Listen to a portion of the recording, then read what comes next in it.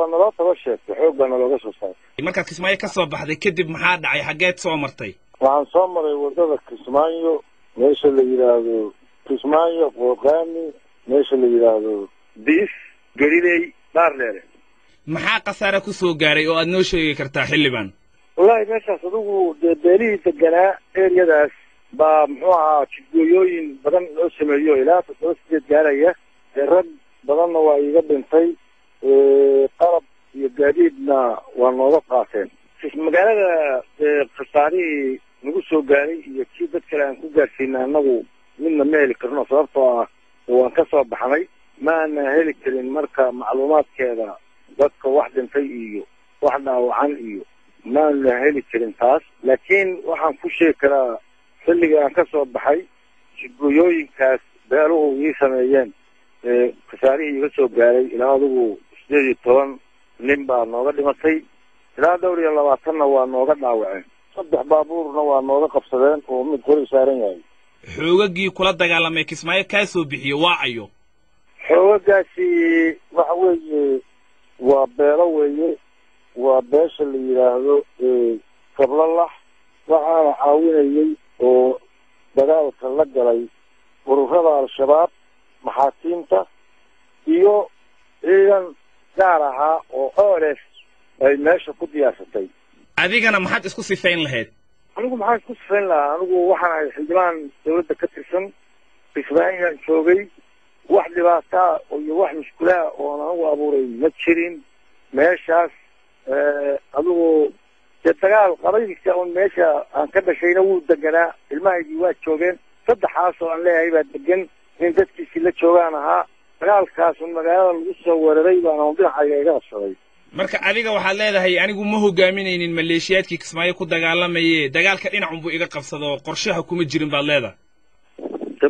anigu maba maamulayn badee meeshu ayadaa ismaamulaysa meesha deganay anigu safar baan ugu tagay oo xildhibaan baan ahay laakiin dadka la ugaarsanayay oo la raadsanayay oo beeshaas ahaan kamid ahaa wararka Kismaayo ka imaanayo waxa la sheegayaa meesha in al-shabaab iyo maxaakiimta wada jira ay qabsadeen sidan hadalka aad u dhigaysana uusan ahayn ma adeeg ciddi saxaysa ayada og laakiin anigu hadda wax iga weydiisay wixii jiray baan kuu sheegay waxa weeyaan waa run waxaan ku yiri ururka al-shabaab iyo ururka maxaakiimta iyo beelahaas oo iskaashaday baa meeshii nagula dagaalamay ayagaana gacanta ku haya barre marka Kismaayo arinteeda laga hadlo ama dagaalkan la soo qaado waxa la isweydiin karaa barre waa markii labaad oo dagaal uu Kismaayo uga baxo waxa kale oo la isweydiin karaa maxaa barre Kismaayo kaga duugan oo uga samri laadahay su'aasha jawaabteedu waxa weeyaan waxa iga duugan saddexaas baan leeyahay waalidna waa leeyahay kulligood Kismaayo wada joogaan mid ku duugan iyo mid ka shaqeynaya iyo mid ku nool inta ka dhaxla sidii ugu soo weerarta oo xoog iga soo saartana oo ilmahaygii haysata oo gurigaygii iyo hantidaydii iyo xoolahaygii iyo waxaygii bilaqaysata anigu dayuus ma iyo iska antagi maaye intaan xeeladaysta waan soo dagaalami haddii aan la yiraahdo marka mar ha noqoto 2 ha noqoto 3 ha noqoto 4 ha noqoto ilaa muxuu ahaa aan ka wafaado waxa weeyaan waa xaqaygii waan ku dagaalamayaa haddii aan la idmo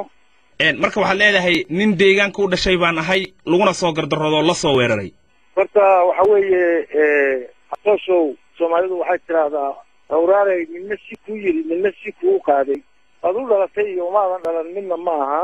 waxa laga yaabaa Soomaalidu waa muwaadiniin dalka ma kala leh Soomaalida meesha degan oo ku nool baanan hadda anigu kamid ah marka hadda qorshaagu muxuu yahay xilliban ma dib baad weerar ugu qaadaysaa Kismaayo ugu noqonaysaa reeraha iyo carruurta ka yaala oo aad sheegtay inay Kismaayo degan yihiin maadee anigu reerahayga iyo carruurahayga iyo dadkayga iyo familigayga iyo karaamadayda iyo sharaftayda midna qof anigu deeq u siinaan maayo waajib muqaddis ay ugu tahay inaan difaaco insha Allah waan ku soo noqonaynaa haddii Ilaahay yiraahdo waana tagi doonaa meelaha ubadkanaga iyo caa'iladana joogtada goorma laga yaabaa markii aad weerar dib ugu celiso anigu weerar baan dib ugu celinayaa kuma dhihine laakiin weerarku markiisu iska imaanaya haddii Allah qolada meesha haysata ama maxaakiim ha ahaadaan ama qolo kale ha ahaadaan waxay mar walba sheegaan in Kismaayo dulmi ka jiray isbaarooyin ka jirtay ka jirta in la isdhacayay oo nabadgelyo jirin oo dulmigaas ay doonayeen inay meesha ka baabi'iyaan adeer dadku siday wax u sheegaan iyo siday wax u rabaan isma lahan waa runta isbaara wax xun weeye diinta ku xun dhaqanka ku xun nabadgelyada ku xun cid kasta oo la diriraysana waa soo dhaweynaynaa annaguna waa la diriri jirnay laakiin nimanka warkaas sheega warka ay sheegayaan iyo sida u dhigayaan maaha waxaad ku garan karaysaa adiguba aad balance ugu samayn kartaa inay wiil meel jooga ama laba wiil meel joogta isbaarada laga qaado oo laga suuriyo ma waxaa loo marayaa in beelo dhan iyo dad dhan oo degan oo muslimiina oo degan oo xaasas leh oo waayeel leh oo muxuu aha nooc walba leh in lagu xadgudbo la laayo la dhaco la barakiciyo sharafta laga qaado ma taasaa muxuu ay noqonaysaa marka yaa parallel u noqonaysa isbaaro awgeed baa meesha tan ku nin xildhibaan Barre Aadan Shire waxaa tahay nin xildhibaan ah dawladda federaalka golaheeda baarlamaanka ka tirsan xilal ka soo qabtay dawladda federaalka wasiirka gaashaandhigga laga dhigay intaas ay dawladda jirtayna waxaad ahayd hogaamiye kooxeed ama xabadbad intaa ku jirtay goormaa laga yaabaa Barre in intaad xabadda dhinac iska dhigto aad garowsato mas'uuliyadda xildhibaannimada ay leedahay oo aad la qabsato nidaamka iyo haykalka dawladnimo ee Baydhabo iyo ka jira magaalooyinka kale waa mahadsantahay Baydhabo ku gabagabaynay waa runtaa weeye sidii dawladdii u dhacday waxaana hogaamiye qabiil baan ahaa ilaa iyo haddana hogaamiyihii qabiilkaan ahay